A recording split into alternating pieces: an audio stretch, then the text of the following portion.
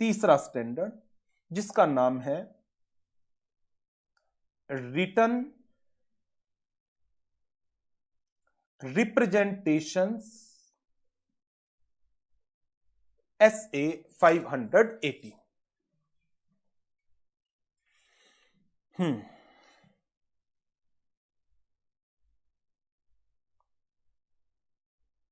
बहुत ही छोटा सा स्टैंडर्ड है।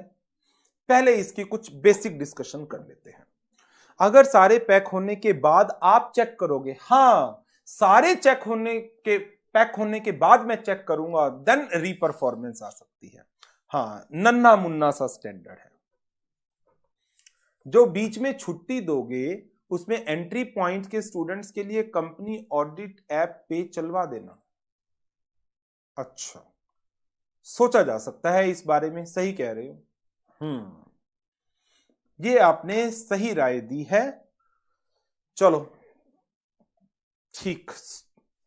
अच्छा, अब इस स्टैंडर्ड की बात करते हैं, रिटन रिप्रेजेंटेशन। ये है क्या, सुनो। अब इसके बारे में एक जनरल डिस्कशन कर रहे हैं हम, रिटन रिप्रेजेंटेशंस के बारे में। हम ऑडिट के दौरान जब काम करते हैं तो बहुत सारी ट्रांजैक्शंस के एविडेंसेस हमें नहीं मिलते, कुछ इंफॉर्मेशन हमें नहीं मिलती, बहुत सारी प्रॉब्लम्स हैं, लिमिटेशंस हैं, जिसके कारण हम कुछ जगह पर प्रॉब्लम्स फेस करते हैं। मैं आपको कुछ एग्जांपल देता हूं। जैसे नंबर 1, कंपनी ने के रिकॉर्ड्स इनकम टैक्स डिपार्टमेंट वाले सीज करके ले गए। इनकम टैक्स डिपार्टमेंट के पास कोई कंप्लेंट आई थी कि ये कंपनी अपने रिकॉर्ड्स में कुछ मैनिपुलेशंस कर रही है, और इनकम टैक्स वालों ने रेड डाली और वो कंपनी के रिकॉर्ड्स को सीज करके अपने साथ ले गए।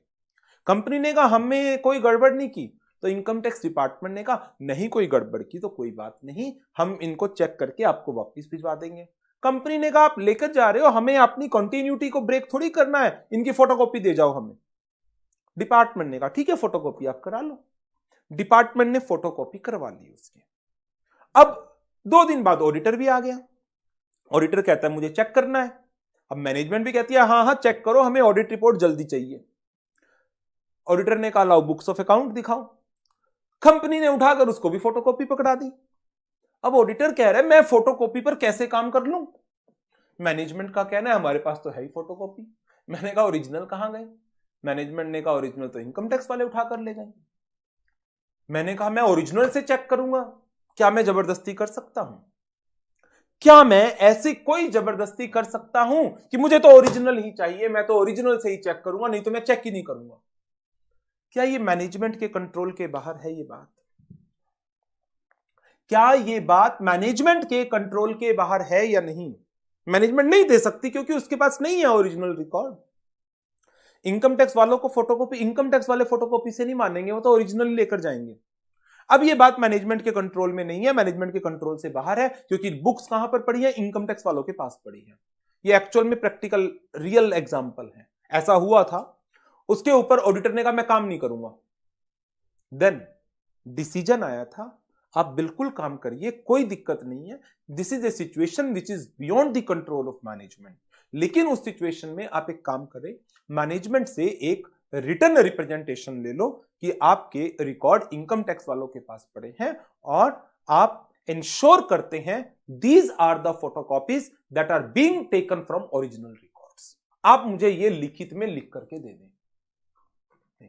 मैनेजमेंट यदि ये लिख कर दे देती है कि ये फोटोकॉपीज ओरिजिनल रिकॉर्ड से फोटोकॉपी कराई गई है, और हम जिम्मेदारी लेते हैं इस बात की, क्या मैं अब इन फोटोकॉपी अकाउंट्स के ऊपर ऑडिट कर लूं? जी हां। ये रिटर्न रिप्रेजेंटेशन मेरे लिए इस बात का एविडेंस होगा कि original copies were not available. कल को मेरे ऊपर यदि कोई क्वेश्चन मार्क लगता है, क्वेश्चन मार्क किस पॉइंट पर लगता है?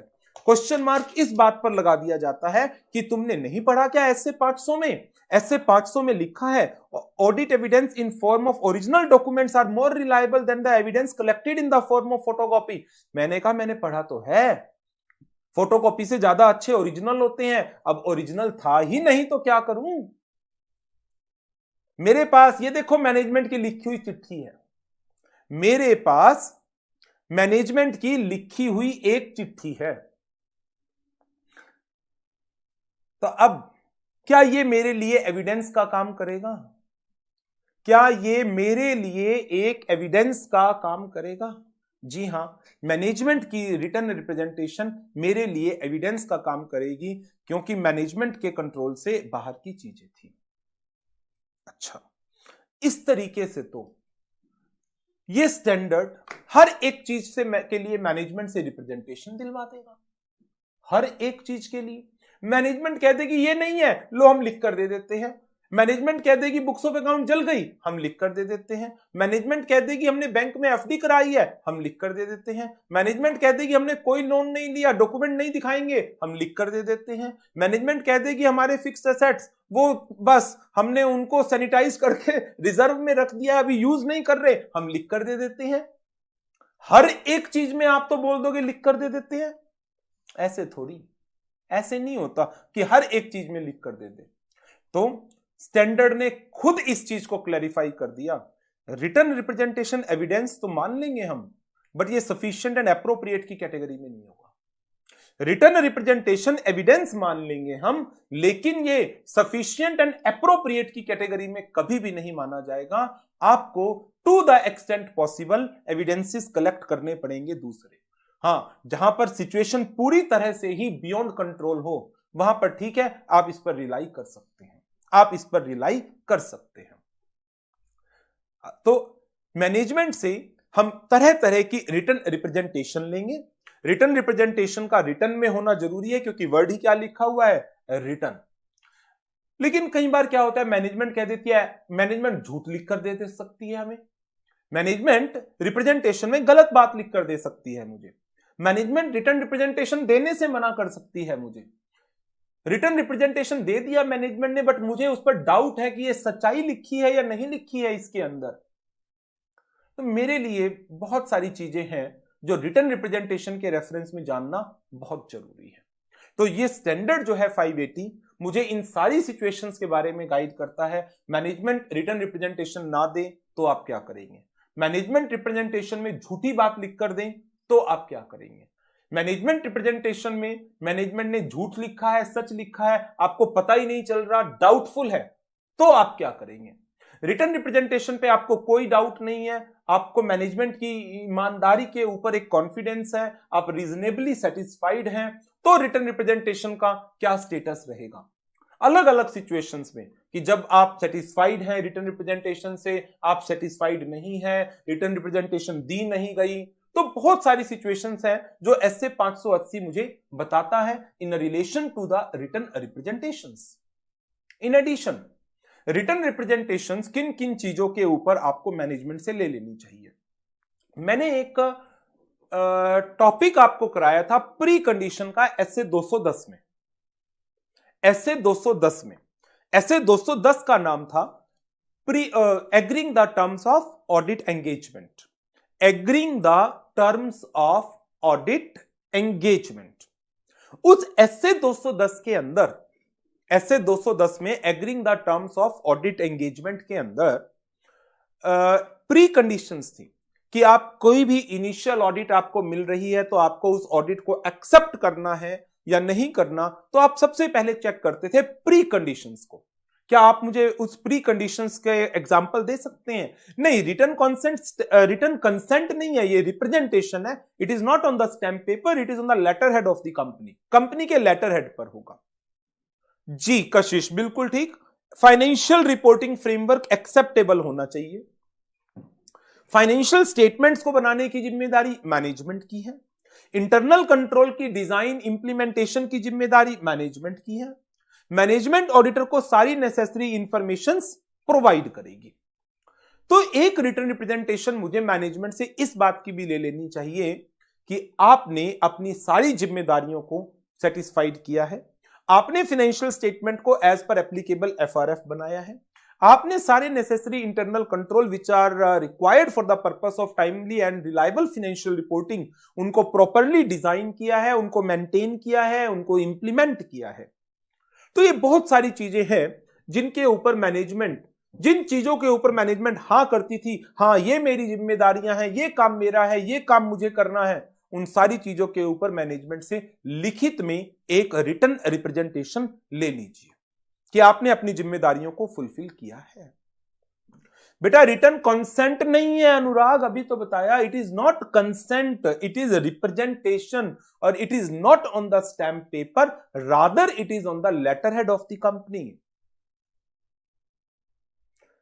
मैनेजमेंट एंड इंटरनल कंट्रोल सही हो प्लस नेसेसरी, जी बिल्कुल, ये सब एंगेजमेंट लेटर में लिखा, हाँ एंगेजमेंट लेटर में भी लिखा है, वो किसने बनाया था, ऑडिटर ने बनाया, और ये रिटर्न रिप्रेजेंटेशन मैनेजमेंट से ली जाती है। अच्छा एक और चीज सोचो जरा, रिटर्न रिप्रेजेंटेशन और लेटर ऑफ एंगेजमेंट, इनकी टाइमिंग में बड़ा फर्क होता है। लेटर ऑफ एंगेजमेंट शुरुआत में दे देते हैं हम, आपकी ये जिम्मेदारियां हैं, मैनेजमेंट कहती है हमने अपनी जिम्मेदारियों को फुलफिल किया है, तो ये किस समय लूं, ये रिटर्न रिप्रेजेंटेशन किस समय लूं, बिगिनिंग ऑफ ऑडिट में या near the end of audit, सोच के बताओ। रिटर्न रिप्रेजेंटेशन कह रहा, मैनेजमेंट कह रही है हमने अपनी सारी जिम्मेदारियों को पूरा किया है, फाइनेंशियल स्टेटमेंट्स को बनाने को, नोट्स टू अकाउंट्स देने को, सब जिम्मेदारियों को पूरा किया है हमने, तो ये रिटर्न रिप्रेजेंटेशन ऑडिट के खत्म होने के समय लूं या ऑडिट की बिगिनिंग पर मांगू, बोलो। मैनेजमेंट कह रही है हमने अपनी रिस्पॉन्सिबिलिटीज को फुलफिल किया है, near the end of the audit. Beginning में तो लेने से बात नहीं बनेगी ना, बिगिनिंग में तो क्या, अभी तो काम शुरू हुआ है, पता नहीं आपकी तो कौन कौन सी जिम्मेदारियां, तो it should be taken at near the end of the audit. जिम्मेदारियां पूरी कर ली हैं, सारी जिम्मेदारियां पूरी की हैं, तो ये जिम्मेदारियां कब पूरी होंगी, जब मेरी ऑडिट कंप्लीशन पर पहुंचेगी। और कुछ और चीजें जब आपको जरूरत हो तब आप रिप्रेजेंटेशन मांग लो, जैसे बुक्स ऑफ अकाउंट है, बुक्स ऑफ अकाउंट आप ऑडिट शुरू कर रहे हो, तो ये रिटर्न रिप्रेजेंटेशन किस समय मांगोगे कि बुक्स ऑफ अकाउंट, ये जो आपने मुझे बुक्स दी हैं ये फोटोकॉपी हैं, ओरिजिनल बुक से कराई गई हैं, एक चिट्ठी लिख कर दो मुझे, एक रिप्रेजेंटेशन लिख कर दो, ये किस समय लूं, अभी ले लो, अभी ले लो, जिस टाइम पर ये किताबें दे रही हैं। तो रिटर्न रिप्रेजेंटेशन किस समय लेना है, ये चीजें कौन सी रिटर्न रिप्रेजेंटेशन है उस पर डिपेंड कर जाती है।